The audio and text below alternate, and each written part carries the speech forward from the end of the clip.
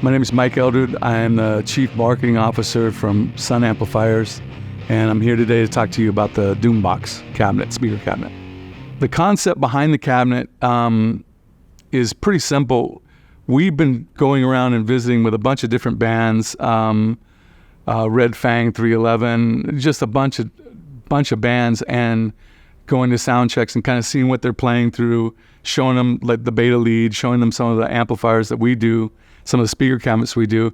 And in doing that, we saw that they were using 412 cabinets, pretty much standard 412 cabinets, which conceptually, there are 4 12-inch speakers in it, but the 12-inch speakers are usually a 30-watt speaker. It's a pretty interesting concept.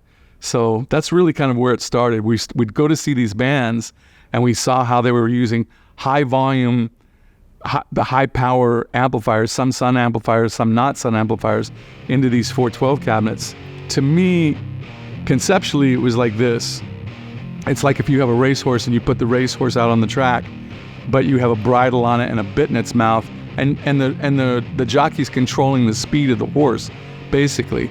But what this concept is we kind of eliminate the bit and the bridle so that the amplifier is more robust in what's coming out. Because if you have a 412 cabinet and that has 4 30-watt speakers in it, you know, it's basically 100 watts, 120 watts, 150 watts maybe. And so the concept behind the DoomBox is we wanted to offer to the musician a 412 that can kind of take that power and translate it out better. So this is the first time that I've seen, this is a 1,000 watts handling speaker cabinet. So it can really take what you put into it. And a lot of what we were seeing is that you would have these guys with a 150 watt amplifier or a 100 watt amplifier going into a cabinet that can barely handle 100 watts. And so you're kind of coming up against the wall, it seemed like. And the stress on the speakers, or the drivers they call them, the stress on the drivers is probably pretty significant.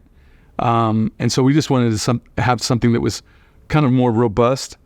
We came up with the name the DoomBox because a lot of these bands that we were seeing were, and a lot of the stuff that people are using in the Doom community or the Doom genre of music or heavy metal, it's like a dark, deep type of thing. So we thought, well, let's do a blacked out cabinet, and we didn't want to do it slanted. We wanted it to be a no frills thing, and we thought, well, let's call it the DoomBox because it's just, you know, pretty heavy duty.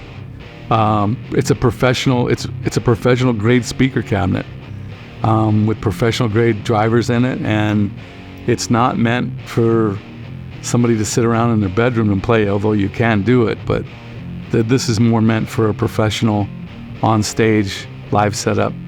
And calling it the DoomBox is just kind of like a nod to some of what that musical genre has kind of embraced Sunn as an amplifier, because Sunn's been out of the picture for so long, and we just wanted to kind of give a little nod to that.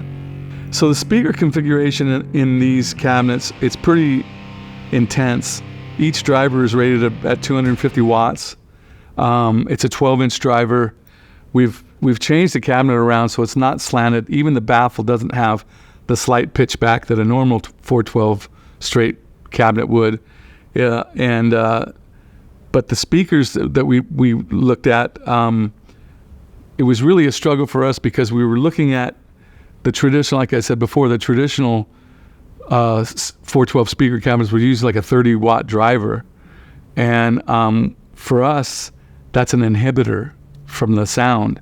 And so what we did is we sat down with Eminence and worked with them to design a 250-watt speaker driver that would handle the sound pressures that a lot of these bands are using. So there's 4 of those in there, so the cabinet's rated at 1,000 watts, which is, I think, the first time that I've seen a commercially available cabinet with that power handling capacity. So our speaker cabinet facility that's in St. Louis, Missouri, all the cabinets that we make down there are made out of marine grade birch plywood. They're all hand done. The corners are all finger jointed, and the machine that does the finger joining on the corners is from the 30s, and it's still original machinery. So we build everything down there, and it's really strong cabinets. We also found, in doing this project, we found a lot of the 412 cabinets that a lot of these bands were using, and there were a lot that are for sale for people. It seems like they're focusing more on the affordability of the cabinet, and when you do that, you take away from kind of the quality of it. So some of the cabinets that we were looking at were made out of what's called MDF, which is like a pressed wood, pressed sawdust really together, and they're not finger jointed. They're just butt jointed. If you're loading out of a gig and something, and maybe you've partied a little bit too much that night or whatever it is, and somebody's helping you get the speaker, and you drop it off the van or the truck or whatever it is, and it cracks, you're kind of done. I mean, you can't really take the covering off of a 412 and re-glue it or fix it. So that's what we were seeing in the marketplace, and we thought, we really wanted to lean. Sunn's always been about quality, so we really wanted to lean into a marine grade birch plywood finger jointed cabinet, and so that's what these are all made out of. And sitting down with these, and also sitting down with some of the bands and watching them live, some of the bass players were playing through 412 guitar cabinets, and it was like, well, man, you're missing out on a lot of the low end there, and plus you have the inhibitor of a 30-watt speaker in it. So what we did is we sat down and we did sound curves on a bunch of different drivers to try to find out something that was really uniform. We didn't want something that was going to spike on certain frequencies that were just focused on guitar or focused just on bass. So the drivers that are in here are really uniform. So they have a really nice curve on their sound wave. So when you play through them, that you could use this cabinet for bass or you can use it for guitar, either one. And it just has a really great sound. There's no real peaky sounds out of the Fang. And you just get a real uniform sound out of the cabinet.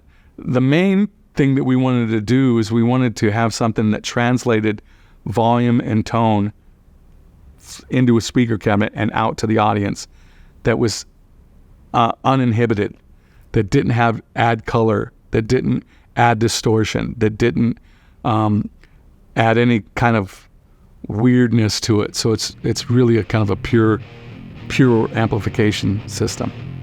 Okay, last question. What are some of the things that strike you about the cabinet? I'm working on this project. The main thing that struck me, because we played a lot through this thing, but the main thing that struck me about this cabinet is it's loud as fuck.